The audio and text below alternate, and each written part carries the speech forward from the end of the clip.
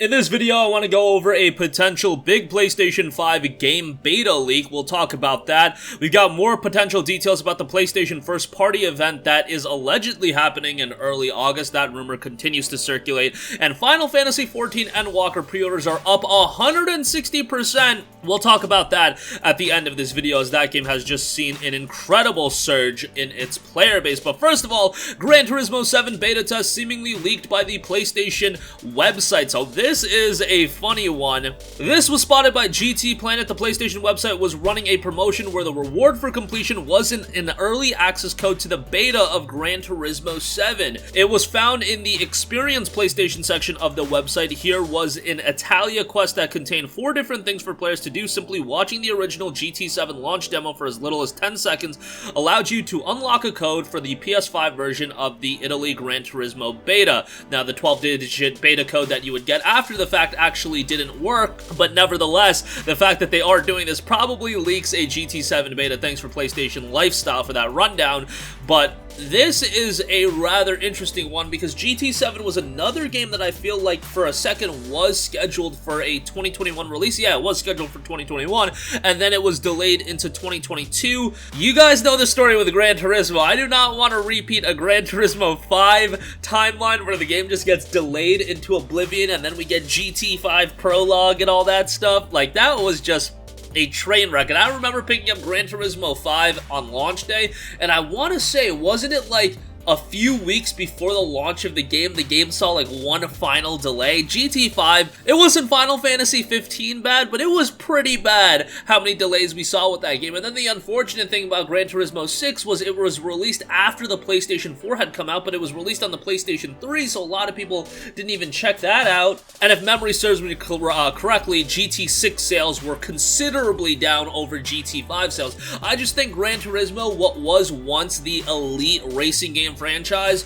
especially for PlayStation, it's kind of been overtaken by Forza. Forza just has so much more consistency, and maybe that's a controversial opinion, but I've played a ton of the Gran Turismo games, I've played a ton of the Forza games, and I would have to say Forza has become the more compelling experience, but that could change at the drop of a dime. Gran Turismo 7 can easily come out, and then it could completely shift that notion altogether. But now, actually thinking about it, GT7 is another major game that is coming out in 2022, and I saw a lot of you guys also speak about Forspoken, and then throwing God of War and Final Fantasy 16 in there. That's looking like a pretty spicy lineup of games, especially if we do get a beta for GT7 that, you know, sells us a little bit more about the game. But speaking of which, a PlayStation first-party event is allegedly happening in early August. This is coming from Robert Serrano over on Twitter, and he's been relatively accurate with a lot of the stuff he's put out, but he noted on Twitter a week or so ago, next PlayStation event should be coming in August before the Gamescom 2021, most likely in the first half of next month. Again, the rumor is early August, and the rumor is updates on the next God of War. A potential gameplay trailer for that would be incredible. Horizon Forbidden West, obviously that game is still tentatively scheduled for 2021, and they've been pretty adamant that the game is in 2021, they just haven't outright confirmed it, which always makes me a little bit pessimistic, but like, I'm holding out hope because I'm super excited for Horizon Forbidden West. I just completed Horizon Zero Dawn about a month and a half ago, like again on PC, and I had such a great time with that game. And by the way, Zero Dawn should be getting an upgrade on PS5 here soon for people to replay that game before Forbidden West comes out. That is a must because that game is still running at 30 frames per second on PlayStation 5. Like, come on, give us an upgrade. So many games have gotten upgrades. Horizon should absolutely be one, given that the PC version is running at, 60 FPS, and that version has gotten updated quite a bit and is running pretty well now, even after the train wreck of a launch that it had back in August. And also an update on the next generation of VR should be coming. That's a pretty heavy slate of announcements if that is to be coming, but Sony's been relatively quiet as E3 happened, as all these big events happened,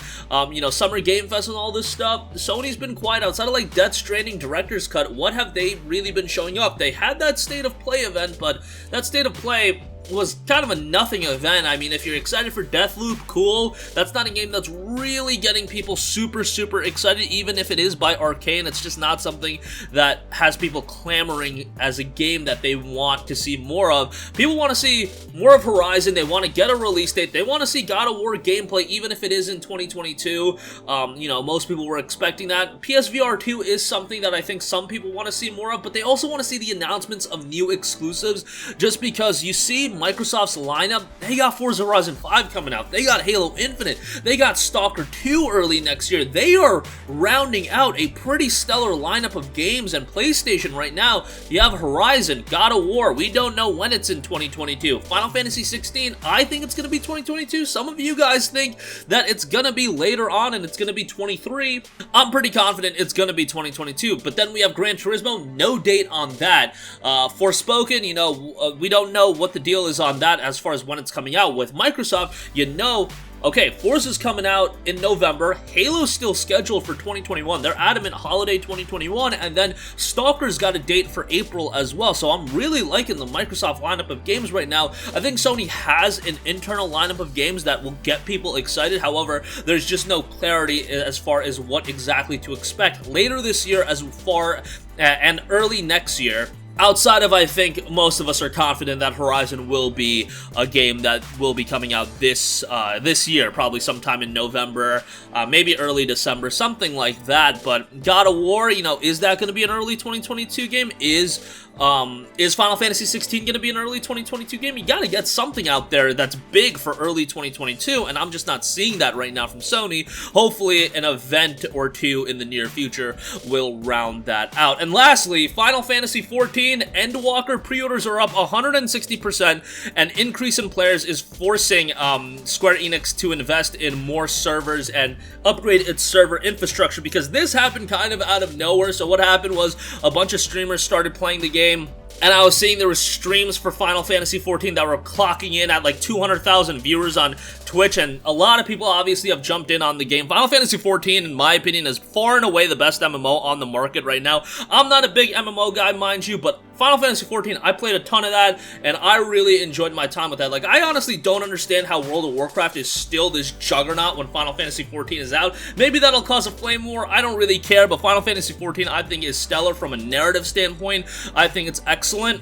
And yeah, you can make the argument A Realm Reborn isn't the greatest thing in the world, but it's still enjoyable, and once you get into Heaven's Ward, once you get into Shadowbringers especially, you are in for some high-quality content. And then you're looking at Endwalker coming out later this year and how well that game is doing from a pre-order standpoint. This is going to be an MMO that I think has a lot of staying power, and hopefully they continue the success of this game. And to see where FF14 was at, I'll keep saying this because it's such an incredible story, and maybe one day somebody will make a documentary. Maybe there's one that's already up on YouTube or something. To see where it was at in the train wreck of a state that was the original FF14, then A Realm Reborn brought it back a little bit, and now we are at the point where it is a top-tier flagship MMO where tons of people are playing it. It's doing 100 to 200,000 viewer Twitch streams. That is just absolutely incredible to see, and you gotta be proud of everybody that's working on the game, because the turnaround this game has made, it's bigger than No Man's Sky at this point, and it's pretty stellar what they've managed to accomplish. But that's gonna wrap up this video, guys. Again, Gran Turismo 7 beta